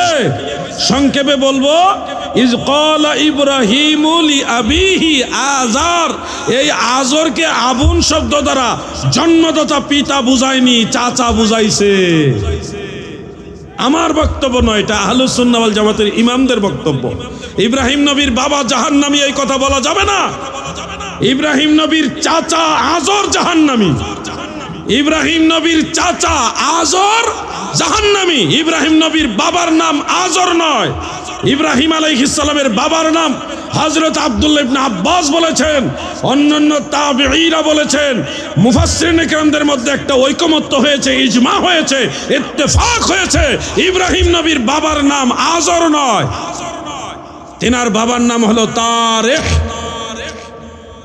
অন্য অনেক কিতাবে তারেখ লিখেছে, তারেখ কিন্তু অরিজিনাল হলো তারেখ, আয়াত মানে গলা থেকে যে হা সেটা তারেখ। আরেকটা মতে হলো ইব্রাহিম আলাইহিস সালামের বাবার নাম নাখুর। আজর ইব্রাহিম নবীর বাবা নয়। মনে রাখবেন ভাই, আরেকটা পেজ ভেঙে দেই। কথাটা কেন আনতেছি, আমাদের যুবকদের দরকার আছে এটা। আপনারা সবার দরকার না হলে কলেজে ইউনিভার্সিটিতে যারা পড়ে তাদের এটা দরকার। তাদের ফ্রেন্ড সার্কেলে তারা বলে এই ইব্রাহিম নবীর বাবাও জাহান্নামে যাবে, আমাদের নবীর মা বাবাও জাহান্নামে যাবে, নাউজুবিল্লাহ। এরকম উদাহরণ দেয়। এই জন্য আপনাদের এটা জেনে রাখতে হবে। আরেকটা পেজ হলো ইব্রাহিম আলাইহিস সালাম দোয়া করেছিলেন বাবার জন্য, যে আল্লাহ আমার বাবাকে মাফ করে দাও। বাল্যকালে দোয়া করেছিলেন। তখন আল্লাহ তাআলা বললেন, মা কানা লিন নাবিয়্যি ওয়াল্লাযিনা আমানু আইয়াস্তাগফিরু লিল মুশরিকিন ইলা আখিরিল আয়া। কোন নবী এবং মুমিনদের জন্য উচিত নয় মুশরিকদের জন্য ইস্তেগফার করা। আল্লাহ তাআলা এই দোয়াটা নাকচ করে দিলেন। এই আয়াতে কারিমা আপনাদের সামনে তুলে ধরে বলবে, দেখেন ইব্রাহিম নবী তার বাবার জন্য দোয়া করেছেন, আল্লাহ তাআলা এটা নাকচ করেছেন যে মুশরিক ছিল বিদায় তার জন্য দোয়া করা উচিত নয়। তার মানে ইব্রাহিম নবীর বাবা মুশরিক ছিল। এটা দলিল দিব আপনাদেরকে, মনে রাখবেন এই কথাগুলো খুব সেনসিটিভ ভাবে খেয়াল করবেন। ইব্রাহিম আলাইহিস সালাম এই দোয়াটা করেছিলেন বাল্যকালে। কোন কালে? বাল্যকালে, বা অর্ধে বলতে পারেন যুবক বয়সে, যেই সময় উনি বেবিলন শহরে ছিলেন। কোন শহরে? আমি সেই বেবিলন শহরে গেছি আলহামদুলিল্লাহ, ইব্রাহিম আলাইহিস সালামের বাড়িতে গিয়ে আসছি। যেই ঘরে উনি থাকতেন ওই ঘরে আমি গিয়ে প্রবেশ করে 2 রাকাত নামাজ পড়ে আসছি। ইব্রাহিম আলাইহিস সালাম যখন বেবিলন শহরে ছিলেন তখন দোয়া করেছিলেন। খুব মনোযোগ দিয়ে কথাটা শুনবেন। এই সময়ে ইব্রাহিম আলাইহিস সালাম যার তত্ত্বাবধানে ছিলেন তিনি ছিলেন আজর। কে ছিলেন? আজর। আজর ওই যে মূর্তি ভেঙে ফেলছিল, হাত ভেঙে ফেলছিল, পরে বলছিল যে বড় মূর্তিকে জিজ্ঞাসা করো কে ভাঙছে, আমি কেমনে যাবো, ওই মূর্তিকে জিজ্ঞাসা করো। এই ঘটনাটা যখন ঘটে তখন ইব্রাহিম আলাইহিস সালাম যার কর্তৃত্বে ছিলেন তিনি ছিলেন আজর। তিনি কে? আজর। আর শেষ বয়সে ইব্রাহিম আলাইহিস সালামের শেষ বয়সে যখন কাবা ঘর সংস্কার করলেন, তিনি পুনঃসংস্কার করলেন, তখন কাবা ঘরের পাশে দাঁড়িয়ে ইসমাইল আলাইহিস সালামকে সাথে নিয়ে দোয়া করেছিলেন, রব্বানা গফিরলি ওয়ালি ওয়ালিদাইয়া ওয়ালিল মুমিনিনা ইয়াউমা ইয়াকুমুল হিসাব। এখানে দেখেন শব্দ চয়নটা, এখানে স্পষ্ট বলেছেন রব্বানা গফিরলি ওয়ালি ওয়ালিদাইয়া। ওয়ালিদ শব্দ ব্যবহার করেছে, আবুন শব্দ ব্যবহার করেনি। আবুন দ্বারা বাবা, চাচা, দাদা সব হইতে পারে, কিন্তু ওয়ালিদ দ্বারা চাচা হয় না, ওয়ালিদ দ্বারা দাদা হয় না। ওয়ালিদ মানে জন্মদাতা পিতা। ওয়ালিদ শব্দের অর্থ কি? যিনি জন্ম দিয়েছেন। ওয়ালাদা ইউলাদু, এই ওয়ালিদ। ওয়ালিদ মানে যিনি জন্মদাতা পিতা। ইব্রাহিম আলাইহিস সালাম বাল্যকালে বা যুবক বয়সে যে দোয়া করেছিলেন সেখানে শুধু বাবার জন্য দোয়া করেছিলেন আবুন শব্দ দিয়ে, যেটা দ্বারা আজরকে বোঝায়। আর শেষ বয়সে দোয়া করেছে ওয়ালিদাইয়া, মা বাবা মানে পিতা মাতা, জন্মদাতা পিতার জন্য দোয়া। তার মানে বোঝা যাচ্ছে ইব্রাহিম নবী 2টা দোয়া করেছিলেন। একটা দোয়া ছিল চাচার জন্য যিনি মুশরিক ছিলেন আজর, সেটা আল্লাহ নাকচ করে দিয়েছেন। মা কানা লিন নাবিয়্যি ওয়াল্লাযিনা আমানু আইয়াস্তাগফিরু লিল মুশরিকিন। আল্লাহ বলছেন কোন নবীর জন্য, কোন মুমিনের জন্য উচিত নয় মুশরিকদের জন্য ইস্তেগফার করা। সেখানে আল্লাহ তাআলা আজরের জন্য দোয়াটা নাকচ করলেন, কিন্তু শেষ বয়সে ইব্রাহিম খলিল দোয়া করেছে রব্বানা গফিরলি ওয়ালি ওয়ালিদাইয়া। অতএব ইব্রাহিম নবীর বাবা মা জান্নাতি, তারা মুশরিক ছিলেন না, ওনারা ইমানদার ছিলেন। কথাটা ক্লিয়ার হয়েছে? এখন যদি কেউ বলে যে ইব্রাহিম নবীর বাবা জাহান্নামে যাবে, এটা কি মেনে নেবেন? বোঝাইতে পারবেন তো ইনশাল্লাহ? এই খটকাগুলি ভেঙে দিতে হবে। আমি যখন সিরাজগঞ্জে গিয়ে সইতেও পারতেছে না, এমন একটা অস্বস্তির মধ্যে পড়ছে। আর আমি এমনভাবে বিষয়গুলি তুলে ধরছি যেটা রদ করবে ওই কায়দাও নাই, কায়দা বন্ধ হয়ে গেছে। ওই এলাকার মধ্যে তারা বিগত বছরের পর বছর সব সময় এই ওয়াজ করছে, ইব্রাহিম নবীর বাবা আজর তিনি জাহান্নামে যাবে, আমাদের নবীর বাবাও জাহান্নামে যাবে, এই ওয়াজ করে আসছে। যখন আমি বললাম ইব্রাহিম নবীর বাবা আজর না, উনি চাচা, দলিল এই আমাদের নবীর মা বাবাও জান্নাতি। নবীজি রাসূল আকরাম সাল্লাল্লাহু আলাইহি ওয়াসাল্লামের আব্বাজান আব্দুল্লাহ, নবীজির আম্মাজান হযরত আমেনা দুইজনেই জান্নাতি, ঠিক কিনা বলেন? জানতে হবে আমার এই যুবক ভাইরা, আপনারা মনে রাখবেন, রাজশাহী চাঁপাইনবাবগঞ্জের একজন বক্তা আছে, শুদ্ধ বাংলা বলতে পারে না, শুনুন শুনুন বলে। সে মানুষদেরকে বোঝায় আমার নবীজির বাবা নাকি জাহান্নামে যাবে এবং দলিলও দেয়। এই দলিল শুনে আপনারা হঠাৎ করে চমকায় যাবেন। দলিলটা সহিহ মুসলিমের মধ্যে আছে। একজন সাহাবী হযরত আনাস ইবনে মালিক রাদিয়াল্লাহু আনহু বর্ণনা করেন, একজন সাহাবী নবীজির কাছে এসে বললেন, ইয়া রাসূলুল্লাহি আইনা আবি, নবী গো আমার বাবা কোথায় আছে, জান্নাতে না জাহান্নামে, মানে পরকালে ভালো আছে না খারাপ আছে? দয়াল নবীজি বললেন, ফাকালা ফিন্নার, তোমার বাবা জাহান্নামে আছে, মানে সিজ্জিনের মধ্যে আছে। তখন তিনি মন খারাপ করে চলে যাচ্ছেন। মুসলিম শরীফের আবারটা এরকম, প্রিয় নবীজি তাকে ডেকে আবার বললেন, ইন্না আবি ওয়া আবাকা ফিন্নার, তোমার বাবা এবং আমার বাবা দুজনেই জাহান্নামে। এই হাদিস শরীফটা আছে, যুবকরা ভালো করে শুনেন। আপনাকে যখন সহিহ মুসলিম থেকে এই হাদিস শরীফ বলবে তখন তো আপনি মানতে বাধ্য সহিহ হাদিস। নবীর বাবা জাহান্নামে আল্লাহর নবী নিজে যদি বলে তখন আপনি কি বলবেন? কিছু বলার আছে আর এখানে? বলার নাই। এই জন্য আসমাউর রিজাল জানতে হবে, উলুমুল হাদিস জানতে হবে। উলুমুল হাদিস, উসুলে হাদিস, আসমাউর রিজাল যদি না জানেন তাহলে আপনি হাদিস পড়ার পরও বেজালে পড়ে যাবেন। বাংলা অনুবাদ পড়লেই সব জানা যায় না, এর পিছনে অনেক কিছু থাকে। অঙ্ক করতে হলে সূত্র জানা লাগে না? আওয়াজ নাই তো, আপনারা অঙ্ক করছেন জীবনে? জীবনে কোনোদিন অঙ্ক করছেননি না? অঙ্ক করতে হলে সূত্র লাগে না, এমনি কথা বলবেন। এই যে হাদিস শরীফটা মুসলিম শরীফে আছে, নবীজির বাবা জাহান্নামী, এই হাদিস শরীফটা আরো দুইজন সাহাবী বর্ণনা করেছেন। একজনের নাম হযরতে সাদ ইবনে আবি ওয়াক্কাস রাদিয়াল্লাহু আনহু, চিনছেননি? উনি কে? আপনাদের এলাকায় যিনি আসছেন, হযরতে সাদ ইবনে আবি ওয়াক্কাস রাদিয়াল্লাহু আনহু থেকে বর্ণিত এই ঘটনাটাই আছে। ফকিহ তবকার সাহাবী হযরতে আব্দুল্লাহ ইবনে ওমর রাদিয়াল্লাহু তাআলা আনহুমা, তিনিও বর্ণনা করেছেন। এই দুইটা riwayat রয়েছে সুনান ইবনে মাজাহ এবং মুসনাদ বাজ্জারের মধ্যে, বিশুদ্ধ সনদে রয়েছে। এমনকি হযরত আনাস থেকে হাম্মাদ ইবনে সুলাইমান ব্যতীত অন্যান্য যারা রাবি ছাত্র ছিলেন, বিশেষ করে সাবেত আল বুনানি, ইমাম জুহরি, তারপরে মামার ইবনুর রাশাদ, এনারা অনেক নির্ভরযোগ্য, অনেক না তাবেঈ, সাহাবী না তাবেঈ, হযরত আনাস রাদিয়াল্লাহু আনহুর ছাত্র, হাম্মাদ ইবনে সুলাইমানের ক্লাসমেট, ওই তিনজন, তিনারা বর্ণনা করেছেন ঘটনাটা এরকম। ওই দুইজন সাহাবীও বর্ণনা করেছে এরকম যে একজন সাহাবী এসে বললেন, ইয়া রাসূলুল্লাহি আইনা আবি, ওগো নবীজি আমার বাবা কোথায়? আমার দাদু ভাইয়েরা গো, আলোচনা আমার প্রায় শেষের দিকে, দিলের কান লাগায় শুনবেন। সাহাবী এসে বললেন, ইয়া রাসূলুল্লাহি আইনা আবি, নবী গো আমার বাবা কোথায় আছে?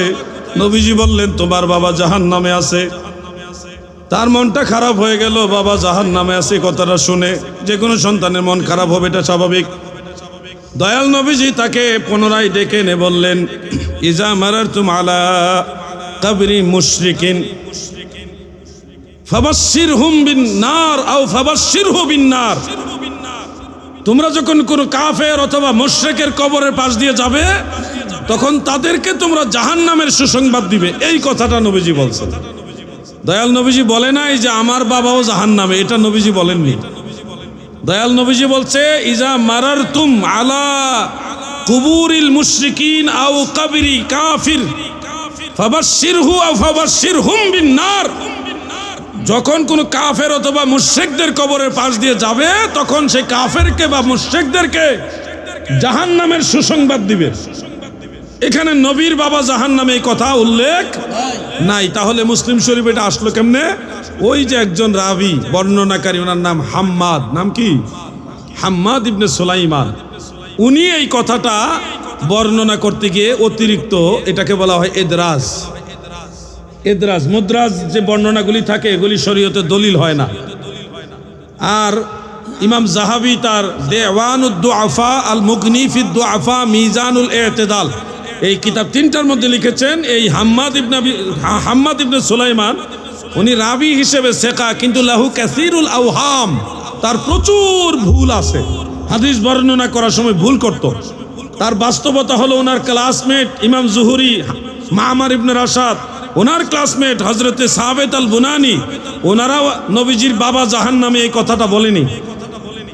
এমনকি দুইজন সাহাবী বর্ণনা করেছে, ওইখানেও নবীর বাবা জাহান্নামে এই কথা বলেননি, উনি এককভাবে বলেছেন। তাহলে বোঝা যাচ্ছে এখানে এদরাজটা ওনার তরফ থেকেই হয়েছে। এজন্য নবীজির মা বাবা জান্নাতি না জাহান্নামী? বলেন জোরে বলেন, নবীজির মা বাবা জান্নাতি না জাহান্নামী? এই আকীদাগুলি সঠিক রাখবেন, আকীদাগুলি সঠিক রাখবেন। যদি এই আকীদায় ভেজাল লাগে তাহলে বুঝবেন ইমানের মামলায় ঝামেলা হয়ে গেছে। অনেক মাসালা আছে। চট্টগ্রাম বিশ্ববিদ্যালয়ের অনেক ছাত্রদের সাথে মাঝে মধ্যে দেখা হয়, তারা অনেক বিষয় আমাদের সাথে শেয়ার করে। আমি আপনাদেরকে অনুরোধ করছি সন্তানদের দিকে খেয়াল রাখবেন। বিশেষ করে নামাজের মধ্যে ইদানিং দেখা যাচ্ছে আত্তাহিয়াতু পড়ার সময় আঙ্গুল এইভাবে তুলে এইভাবে নাচাইতেই থাকে। এইভাবে আসেনি আপনাদের এলাকায়? এগুলি লামাযহাবী, এদের বাতিল ফেরকা। আহলুস সুন্নাহ ওয়াল জামাতের ভিতরে তাদের কোনো সম্পর্ক। আঙ্গুল ইশারা করা সুন্নত, কিন্তু নাচানো সুন্নত নয়। মনে রাখবেন কথাটা। নামাজে আঙ্গুল একবার ইশারা করা সুন্নত। কখন ইশারা করবেন এটা উল্লেখ আছে। ইমাম বাইহাকির সুনানুল কুবরার মধ্যে আনাস ইবনু মালিক রাদিয়াল্লাহু আনহু থেকে দুইটা সূত্রে হাদিসটা বর্ণিত রয়েছে। রাসূল করিম সাল্লাল্লাহু আলাইহি ওয়াসাল্লাম আঙ্গুল মুবারক ইশারা করতেন তাওহীদের বাক্য যখন পাঠ করতেন তখন।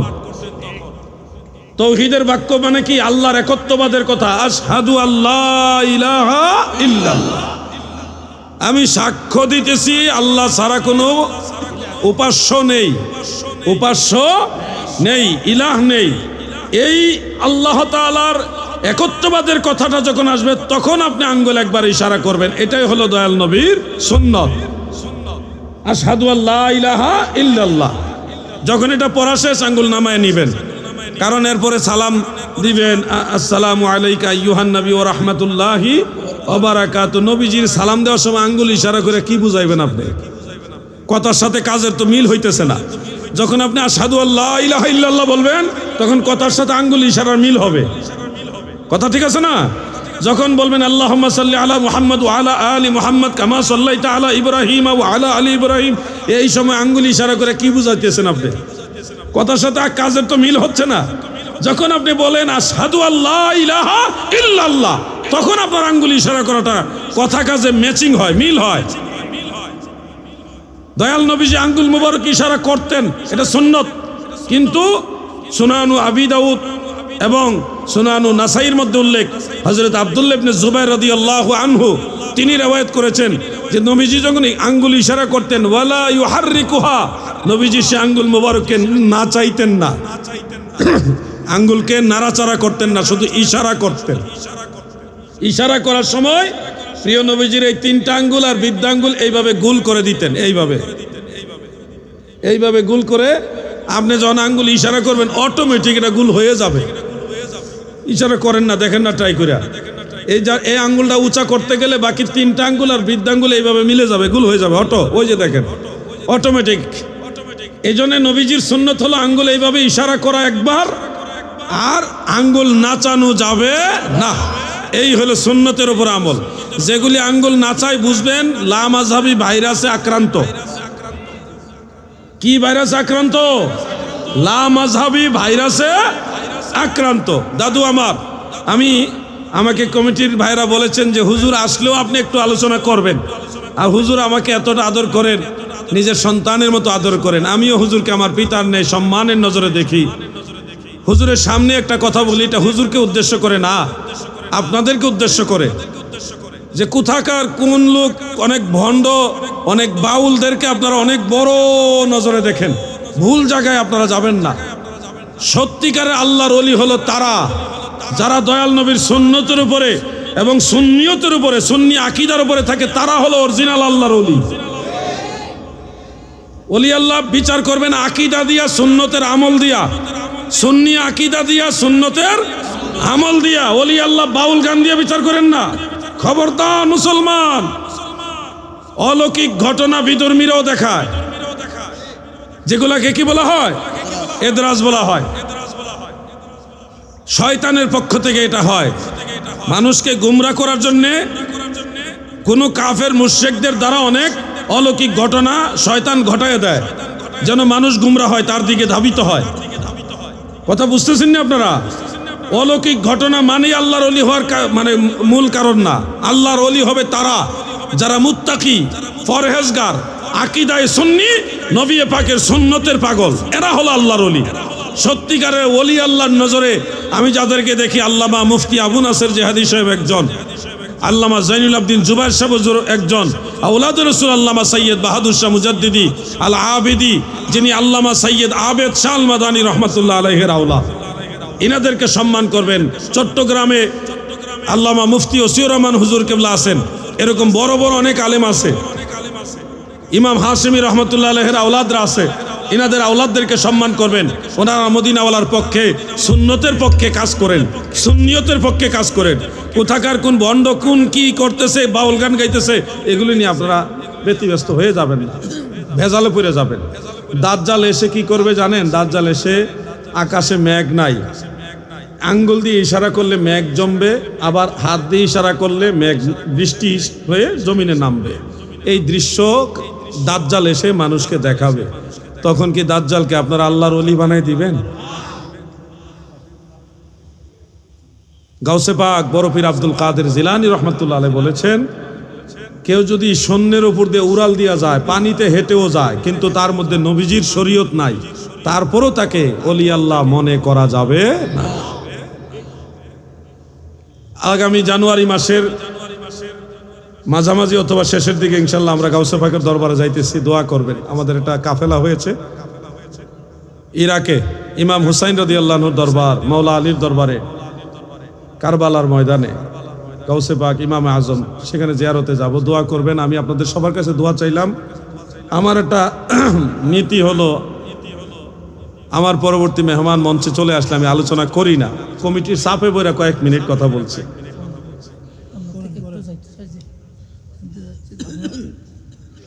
এটা আবার আমার তো ভয় লাগে, এটা আদবের খেলাফ তো হুজুর। একটু জিকির করেন, ইসমে জাত আল্লাহ আল্লাহ আল্লাহ আল্লাহ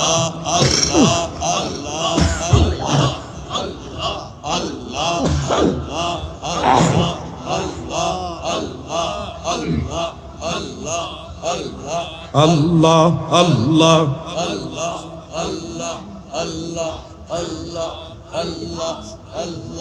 আল্লাহ আল্লাহ আল্লাহ।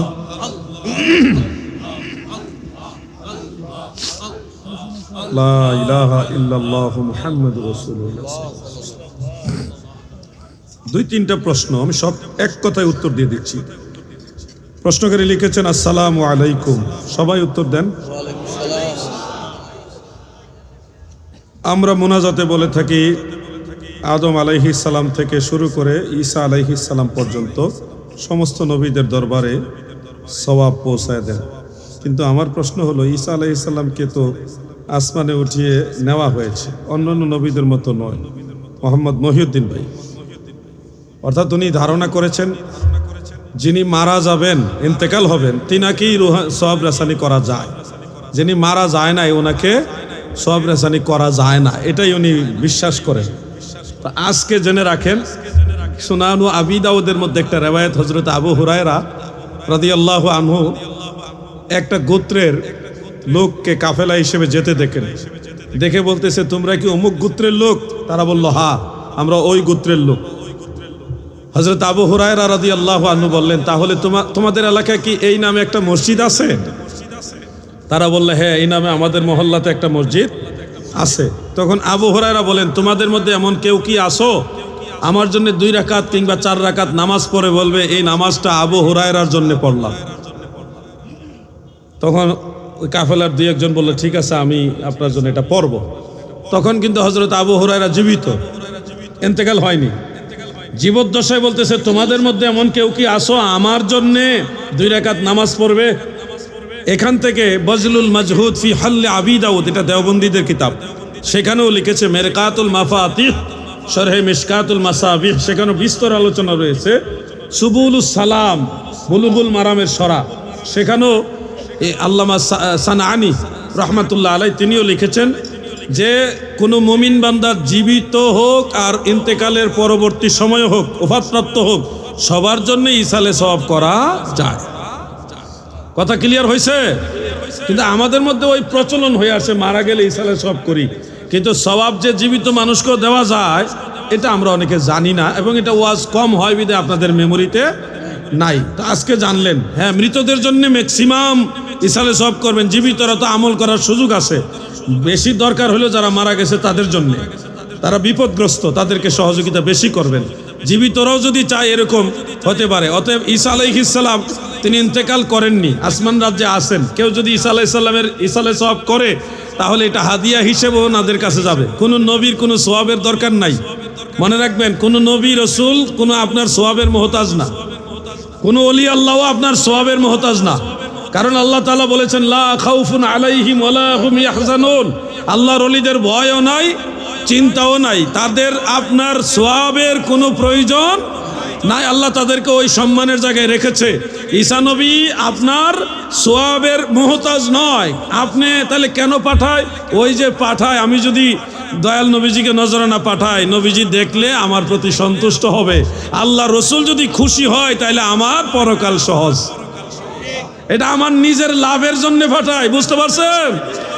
যদি কেউ প্রধান উপদেষ্টাকে কোনো হাদিয়া দেয়, যেমন সাবেক প্রধানমন্ত্রীকে শীতল মাছ দিছিল হবিগঞ্জের একজন, মুখলিসুর রহমান নামে একজন লোক শীতল মাছ পাঠাইছিল। তো এই যে অনেকে পাঠায় না, এটা কি উনি কি ওই মাছের মুহতাজ?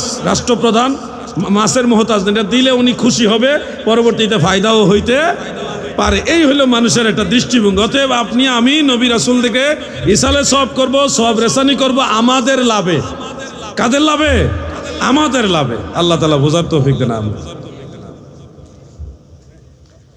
ইসালে সওয়াবের উপর আমার লেখা একটা বই আছে, এই বিষয়টা আমি ওইখানে দলিল ভিত্তিক উল্লেখ করে দিছি।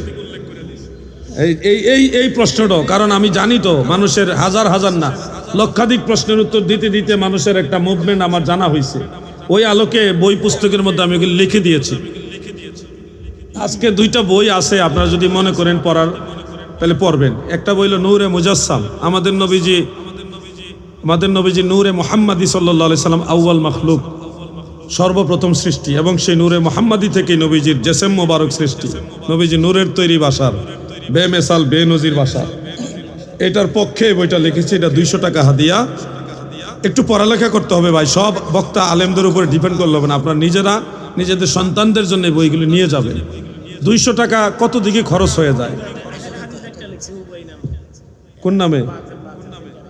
এই নামে ও লিখতেও পারে, আমি জানি না। নবীজির নামাজ, ওই বইটার নাম নবীজির নামাজ নাকি? আর এটা হলো প্রিয় নবীজির সলাত। আমরা শুধু নবীজি বলি না, আমরা বলি প্রিয় নবীজির সলাত। এই বইটা হলো নামাজ নিয়ে, আজান, একামত, ওযু, নামাজের সব ধারাবাহিক দলিল, পাশাপাশি লা মাযহাবীদের খণ্ডন, ধারাবাহিক প্রত্যেকটা মাসালার দলিল পেয়ে যাবেন এখানে। ধারাবাহিক জানাজার নামাজ, ঈদের নামাজ, জুমার নামাজ, তারাবি নামাজ, কসর নামাজ, আরো যত নামাজ আছে, বেতের নামাজ, এই সব নামাজের দলিল এবং লা মাযহাবীদের খণ্ডন একসাথে বইটার মধ্যে আছে। আলাউদ্দিন জিহাদি মরলে বুঝবেন কি রেখে যাচ্ছি, এখন বুঝবেন না। এই বইটা 500 টাকা হাদিয়া, প্রয়োজনে আপনারা সংগ্রহ করে সন্তানদের জন্য নিয়ে যান। মহিলাদেরও কাজে লাগবে এটা। প্রত্যেকের ঘরে একটা একটা বই থাকা দরকার, সংগ্রহ করে রেখে দিবেন। আরো 2টা প্রশ্ন আছে, আমি সংক্ষেপ উত্তর দিয়ে দিচ্ছি। ঈসা আলাইহিস সালামকে আসমানে উঠিয়ে নেওয়ার কতদিন পর আমাদের নবীর আগমন? আমাদের নবী সাল্লাল্লাহু আলাইহি সাল্লাম আগমনের পূর্বের ব্যক্তিরা কোন ধর্মের পালন করতেন? মোহাম্মদ মহিউদ্দিন। ঈসা আলাইহিস সালাম আসমানে তুলে নেওয়ার পর থেকে কখন তিনি জমিনে আসবেন, কত বছর পরে আসবেন, এই ব্যাপারে সুস্পষ্ট কোনো সময় দয়াল নবীজি বলে যাননি। এটা আল্লাহ তাআলার ইচ্ছা, তিনি যখন চাইবেন তখনই হবে। কিছু বিষয় আল্লাহ তাআলার কাছে গচ্ছিত আছে, টাইম বলে দেননি। কিয়ামত কবে হবে আল্লাহ বলেননি, কিন্তু জানেন। আল্লাহ কি জানে না নাকি? কিন্তু বলে দেননি, এটা আল্লাহর জ্ঞানের ভিতরে থাকবে। ঈসা আলাইহিস সালাম আসবে কখন, আলামতগুলো নবীজি বলে গেছেন। সেই আলামতের প্রাথমিক কিছু আলামত ইদানিং আমরা দেখছি। এই গত 1 সপ্তাহ 10 দিনের মধ্যে বেশ কয়েকটা ভূমিকম্প হয়েছে। ভূমিকম্প কেন হয় জানেন? ইসলামিক দৃষ্টিতে ভূমিকম্প হয় যখন মানুষ বেশি নেশাগ্রস্ত হয়, মদ মানে মাদক সেবন করে, আর যখন মানুষ নারী শিল্পী পুরুষ শিল্পী দিয়ে গান বাজনা করে। এই 2 কারণে জমিনে ভূমিকম্প হয় বেশি। আমার নিজের বানানো কথা না, এটা দয়াল নবীজির হাদিস, আবু দাউদ শরীফ আছে।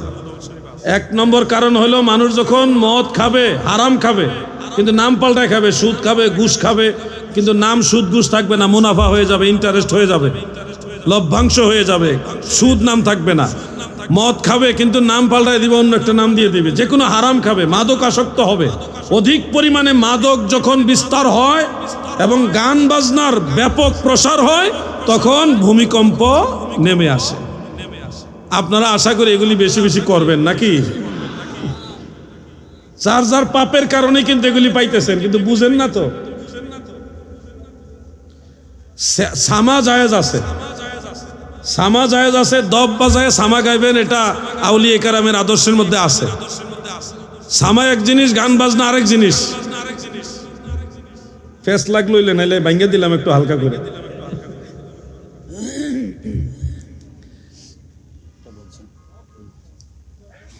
ঈসা আলাইহিস সালাম, আমাদের নবীজি আগমনের পূর্বে মানুষরা কোন ধর্ম পালন করতেন? ওনাদের ধর্ম বলতে ইব্রাহিম আলাইহিস সালামের যে শরীয়তটা মুখ নিঃসৃতভাবে প্রচলিত হয়ে আসছিল, ওইটাকে বলা হতো দ্বীনে হানিফ। দ্বীনে হানিফ, ওই ধর্মের অনুসারী ছিলেন ওনারা। তাফসীরে বগবীর মধ্যে, তাফসীরে কুরতুবীর মধ্যে এই কথাটা উল্লেখ আছে। এই 2টা তাফসীর আমি পেয়েছি, দ্বীনে হানিফ। আমি শেষ করছি, একটা প্রশ্ন আর বাকি। অনেকে বলে থাকে রাসূল সাল্লাল্লাহু আলাইহি ওয়াসাল্লাম আমার নেতা, কতটুকু সত্য? শুনুন, অনেক শব্দ আছে, স্থান কাল পাত্র ভেদে সম্মান দেয়, আবার অনেক জায়গায় অসম্মানেরও কারণ হয়। অনেক শব্দ কোনো এলাকায় এটা সম্মানের শব্দ হয়, কোনো এলাকায় এটা অসম্মানের শব্দ হয়। আমাদের বাংলাদেশের কালচার অনুযায়ী যখন বলা হয় যে ওই নেতা আইছে, তখন মানুষ এটা তিরস্কার সুলভ অনেক সময় বলে কিনা ভাই? অনেক সময় ভালোভাবে বলে, অনেক সময় টিটকারি করার জন্য, হ্যাঁ নেতা হইছে, অমুকে নেতা। এই নেতা শব্দটা অনেক সময় গালি পর্যায়ে চলে যায়, কালচারের কারণে বলতেছি। অনেক সময় সম্মানও হয়, অনেক সময় অসম্মানের জায়গাতেও যায়। সাইয়্যেদ শব্দের অর্থ নেতা, এটা হয়, কিন্তু মনে রাখবেন কুরআনুল কারীমের মধ্যে আল্লাহ তাআলা বিধান দিয়েছেন, লা তাজআলুদ দুআ আর রাসূলি বাইনাকুম কাদুআই বা'দিকুম বা'দা। তোমরা একে অপরকে যেইভাবে সম্বোধন করো আমার রাসূলকে ওইভাবে সম্বোধন করবে না। কোনো এলাকায় যদি এরকম দেখা যায় যে নেতা শব্দটা মানুষ অধিক সম্মানের নজরে দেখে না, সেই অঞ্চলে নবীজিকে নেতা শব্দ দিয়ে শব্দ চয়ন করা যাবে না। বরং এর চেয়ে এই সাইয়্যেদ শব্দের যেই অর্থটা বেশি সম্মানের অর্থ দেয়, ওই শব্দটা ওই অঞ্চলে প্রয়োগ করতে হবে, শানে রিসালাতের দিকে তাকিয়ে। আশা করি বিষয়টা বুঝতেছেন আপনারা। যেমন আমাদের বাংলাদেশে জনাবে রাসূলুল্লাহ সুন্নিরা বলে না। কেন বলে না? জনাব শব্দের একটা সম্মানিত শব্দ জনাব, এর চেয়ে আরো বেশি সম্মানিত হলো মান্যবর। জনাবের চেয়ে আর একটু বেশি সম্মানিত কি? মান্যবর বা মাননীয়। মাননীয় যিনি, উনি জনাবের চেয়ে সম্মানে ছোট না বড়? বড়। মাননীয় মন্ত্রী, মাননীয় প্রধানমন্ত্রী, এটা কিন্তু মেম্বার চেয়ারম্যানকে জনাব বলা হয়। জনাব প্রধানমন্ত্রী বললে হবে না, মাননীয় বলতে হবে ওখানে। মাননীয়, মান্যবর, এই শব্দের চেয়ে আরো বেশি সম্মানের শব্দ হলো মহামান্য। মহামান্য কিন্তু আবার রাষ্ট্রপতিকে বলে। তাহলে মহামান্য আর মাননীয় এক সমান না। যিনি মহামান্য তাকে জনাব বলা যায় না, এটা বাংলাদেশের কালচার অনুযায়ী বলতেছে। এই দৃষ্টিতে আমাদের প্রিয় নবীজিকে জনাব বলা উচিত না, কিন্তু জনাব শব্দের অর্থ খারাপ না, শব্দের অর্থ ভালো। কিন্তু যেহেতু এর চাইতে আরো দামি শব্দ আছে, সেহেতু পৃথিবীর সব মহামান্যের মহামান্য হলো প্রিয় নবীজি। অতএব আমরা যখন এরকম কালচারে পৌঁছবো, যে কালচারে জনাব শব্দটা সাধারণ সম্মান সূচক, সেই ক্ষেত্রে আমরা এর চেয়ে দামি শব্দটা নবীজির বেলায় ব্যবহার করার চেষ্টা করব। এটা শানে রেসালতের জন্য। আর যে এলাকায় জনাব শব্দটাই অনেক দামি, সেই এলাকায় নবীজিকে জনাবে রাসূলুল্লাহ বললে কোনো আইব হবে না। মূল বিষয়টা দেখতে হবে শানে রেসালতের জন্য খেলাফ না হয়, দয়াল নবীর ইজ্জত সম্মানের জন্য কোনো ঘাটতি না হয়। ওয়ালিল্লাহিল ইজ্জাতু ওয়ালিরাসূলিহি ওয়ালিল মুমিনিনা ওয়ালাকিন্নাল মুনাফিকিনা লা ইয়ালামুন। যারা নবীজির ইজ্জতের বিষয়টাকে গুরুত্ব দিবে না, তাদের অন্তরের মধ্যে নেফাকি আছে, মনে রাখবেন, এদের ভিতরে মুনাফিকি আছে। আল্লাহ তাআলা আমাদের সবাইকে বোঝার তৌফিক দেন, আমিন। আরেকটা দিহি বাড়িস শেষ হয় না। অনেকে বলে ইমাম সাহেব মেহরাবের ভিতরে চলে গেলে নামাজ হবে না, মাসালাটি আপনার কাছে জানতে চাই। মেহরাব মসজিদের অন্তর্ভুক্ত নয় বলে কিছু কিছু ফিকহের কিতাবে আছে। মেহরাবটা এটা মসজিদের সীমানার হদের অন্তর্ভুক্ত নয়। এই জন্য ইমাম সাহেব মেহরাবের পুরোপুরি ভিতরে গিয়ে দাঁড়াবেন না, ওনার পা যেন অন্তত মসজিদের যে সীমানা এর ভিতরে থাকে, পা দুইটা। এটা ফিকহি মাসআলা। কারণ মিজানা, ওই যে মুয়াজ্জিন যে আজান দেয়, এই মিজানায় আজান দিলে মুয়াজ্জিনের এতেকাব ভঙ্গ হবে কিনা, এটা নিয়ে ফিকহের কিতাবে মাসালা আসছে। তো বাদায়ে সানায়ের মধ্যে লিখছে যে মিজানার মধ্যে মুয়াজ্জিন যদি এতেকাফরত অবস্থায় আরোহণ করে এবং আজান দেয়, তার এতেকাব ভঙ্গ হবে না। লিআন্নাল মিজানাতা মিনাল মসজিদ, কারণ মিজান এটা মসজিদের এরিয়ার অন্তর্ভুক্ত।